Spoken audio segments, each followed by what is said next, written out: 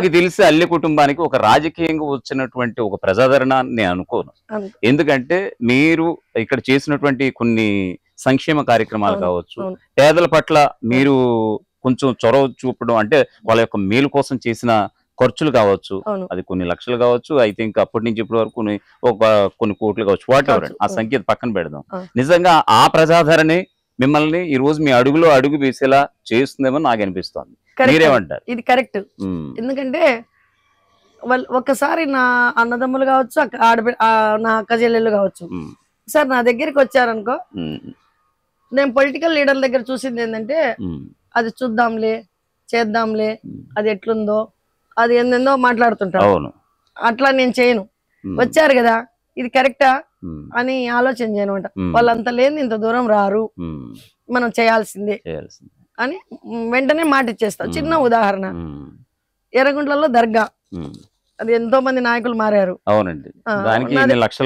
అది ఎక్కడుందో ఎట్లుందో నాకు తెలియదు. అన్నలు వచ్చి అమ్మ అక్క ఇట్లా చేద్దాము అది ఇది అన్నారు. కులాలకు మతాలకు వర్గాలకు అతీతంగానే ఉంటాను నేను ఎప్పుడు కూడా.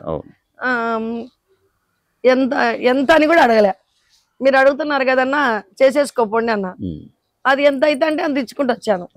అంటే అది నేను ఇచ్చాను అనే దానికంటే భగవంతుడు నాకు అవకాశం ఇచ్చినందుకు, ముఖ్యంగా మా ఆయన నాకు సపోర్ట్ ఇస్తున్నందుకు, నేను ఎప్పుడు అట్లా కుటుంబ పరంగా కావచ్చు అట్లా వాళ్ళు గాని అది చేసినందుకు వాళ్ళు గుర్తు పెట్టుకుంటున్నారు. ప్లస్ అట్లా కుటుంబానికి మంచి పేరు వచ్చింది అనేది అనుకుంటున్నా. మంచి పేరు అంటే ఒక ఆదరణ అని అనుకుంటున్నా. అలా చెప్పుకుంటూ పోతే ఇంకోటి, మొన్న కొత్తగా ఇన్సిడెంట్, పాతవేని ఇంకా దండిగా ఉన్నాయి. వాటర్ సంబంధం కూడా ఎక్కడైనా నీళ్లు లేవంటే వెంటనే బోర్ వేయడం అలాంటివి కూడా చేసుకుంటూ వచ్చా. గత 24 సంవత్సరాలుగా చేస్తూ వస్తున్నా. నాకు పదవి లేకపోయినా.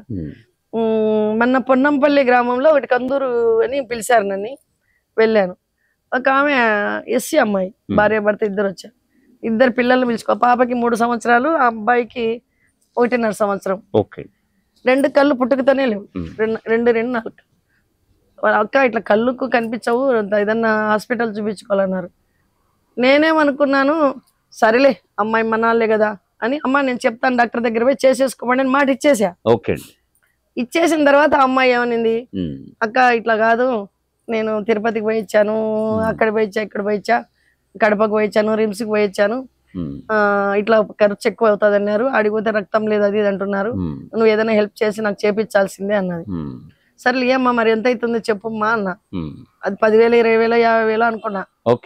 కానీ అది ఒక్కొక్క కంటికి 70,000. 4 కళ్ళు. సరే మాట ఇచ్చాను, తప్పకూడదు. ఎంతవరకు మాట తప్పలేదు. 3 లక్షలు అంటే మళ్ళా అది కాక వాళ్ళకు టెస్టింగ్లు అవి చేస్తారు, ఎన్ని చేసినా మళ్ళీ చేస్తారు. టెస్టింగ్ల ఖర్చు 14,000, 15,000 ఖర్చు వచ్చింది. ఇలా ట్రాన్స్పోర్ట్స్ అవి ఉంటాయి కదా. సర్లే అని చెప్పి ఇంకా బద్వేలు వీరారెడ్డి కొడుకు అల్లుడు రవికుమార్ రెడ్డి సార్ అని హైదరాబాద్ లో ఒక పెద్ద హాస్పిటల్, అది అక్కడ అంత పరిచయాలు ఉంటే డైరెక్ట్ వెళ్ళిపోయాను సార్ దగ్గరికి. సార్ ఇట్లా సో ఇట్లా అని చూపిస్తే, ఖర్చు దండిగా అవుతుందమ్మా, ఎవరు పెట్టుకుంటారు, ఇంత చేసుకుంటారా వీళ్ళు అన్నారు. వాళ్ళ దగ్గర అయితే రూపాయి లేదన్నా, నువ్వు నేనే ఇద్దరం కలిసి చేయాల్సిందే అన్నాను. అప్పుడు నా చిన్న కొడుకును కూడా పిలుచుకెళ్ళా, తీసుకెళ్ళాను. చూసి మంచి పనే కదా, బాగా సపోర్ట్ ఇచ్చాడు అబ్బాయి కూడా.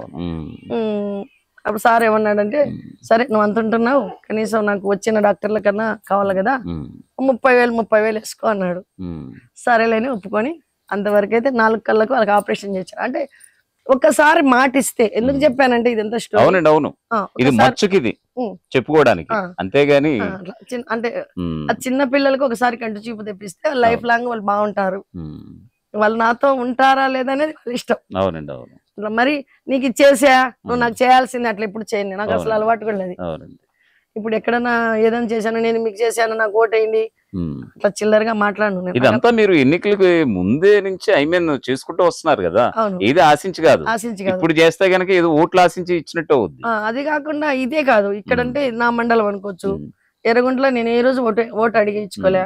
పెద్దమోడియం గాని, జమ్మలమడుగు గాని, ముద్దనూరు, కొండాపురంలో కూడా ఒకప్పుడు నీళ్లు లేవంటే అప్పుడున్న ఎమ్మెల్యేలు ఎంచుకోకపోతే నేనే ట్యాంకర్లు పెట్టి నీళ్ళు తోడా. ముద్దనూరులో కూడా ఏదైనా నీళ్ళు లేవకంటే బోర్ లేపించాను.